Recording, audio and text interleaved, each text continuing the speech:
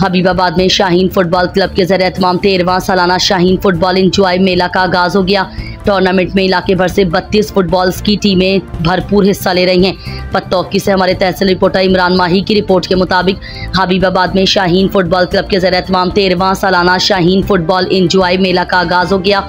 Tournament में इलाके भर से 32 फुटबॉल्स की टीमें भरपूर हिस्सा ले रही हैं और अपने फन का मुजाहरा कर रही हैं। टूर्नामेंट में प्रेस क्लब हबीबाबाद के मेंबरान ने बानी प्रेस क्लब वक्कास जरगर की क़यादत में शिरकत करते हुए खिलाड़ियों की खूब हौसला अफजाई की और शाहीन फुटबॉल क्लब के इस इक़दाम को सराहा।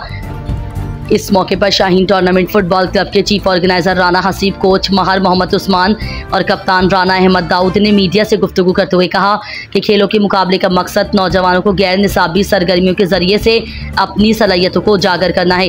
ये टूर्नामेंट इलाके में खेलों की सकाफत को फ़रोग देने और नौजवानों को मुस्बत सरगर्मियों की तरफ राग़िब करने में अहम किरदार अदा कर रहा है। हमारे चैनल को सब्सक्राइब कीजिए, लाइक कीजिए, बेल आइकन को प्रेस कीजिए ताकि हर नई आने वाली खबर आप तक पहुंच सके।